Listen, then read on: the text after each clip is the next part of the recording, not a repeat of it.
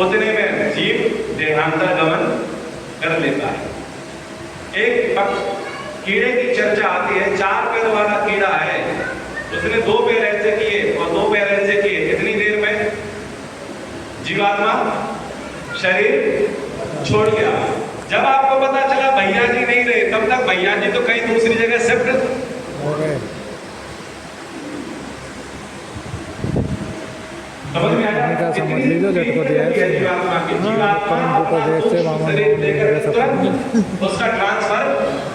उसका ट्रांसफर हो जाता है। उसको अपने कर्म के अनुसार जैसी योनि मिलनी होती है, उस योनि में बीज में जाकर के वो जीवात्मा रह जाता है। अगर पेड़ बनना होगा तो पेड़ के जीव में, पक्षी बनना होगा तो अंडे में, मनुष्य बनना होगा तो वीर्य में, यानी जैसी जैसी योनि उसके लिए होगी वैसी योनि में बीज में वो जीवात्मा चली जाएगी। और जब उसका समय आ जाएगा तब जीवात्मा को शरीर मिल जाएगा। चाहे पौधा बनना हो या पेड़ बनना हो, चाहे सांप बनना हो, बिच्छू बनना हो, पक्षी बनना, पशु बनना हो, स्त्री या पुरुष जैसा बनना हो वो बन जाएगा। लेकिन भटकता वही है जिसका कोई धनी, जो लावारिस है कोई भटकता है। हम तो वारिस वाले हैं, हमारा भगवान हमारे साथ रहता है, हमारा भगवान हमारे, इसलिए हम कभी भी लावारिस नहीं है।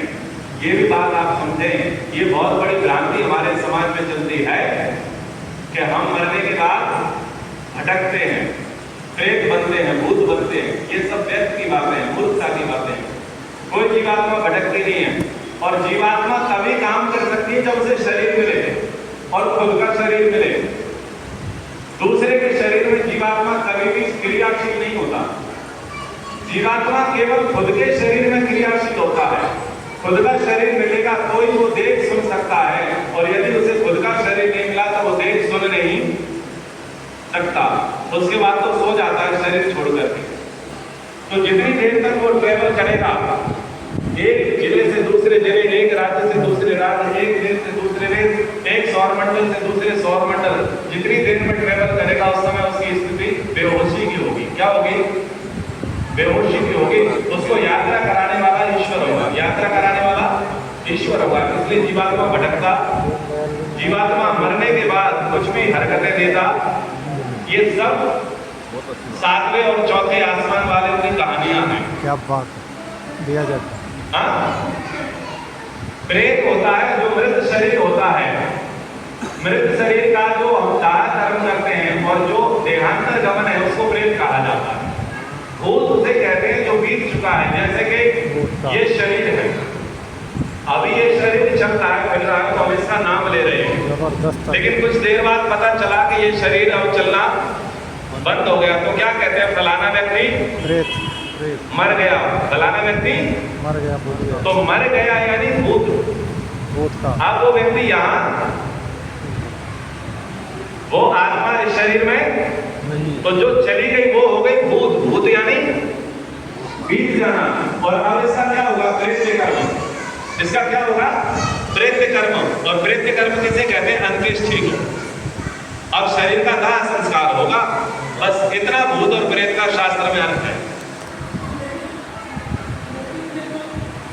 सुबह तो 5-7 ब्राह्मणों को टिकट कर दिया, सुपर कौन को क्या है? ये हमारे ही आते केवल, और दुनिया में कहीं नहीं आते। मुसलमानों में नहीं आते, नहीं आते ना, ईसाइयों में नहीं आते।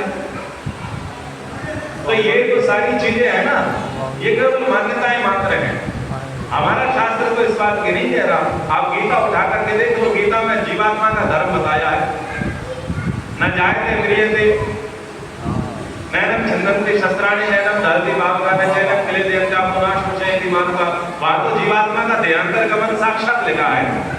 दर्शन शास्त्रों में जीवात्मा का देहांतर गमन साक्षात लिखा है। यजुर्वेद के 39 अध्याय शुद्ध यजुर्वेद में जीवात्मा की गति साक्षात लिखी है। हम तो शास्त्र का प्रमाण मानेंगे, किसी व्यक्ति की बात थोड़ी मानेंगे। और जो भटकते हैं वो तो अपने दिमाग से भटकते हैं। डॉक्टर के पास जाओ तो पता चलेगा कि ये तो साइकियाट्रिस्ट की जरूरत है, मनोविज्ञान की से जरूरत है। हम बचपन से ऐसी कहानियां सुन लगते हैं, इसलिए हमारे दिमाग में ऐसा होता है कि वो भूत है। ये हमारे केवल दिमाग का वहम होता है कि भूत होता है। पर इस पर चर्चा शेष समय हो गया शेष चर्चा कल करेंगे। तो आज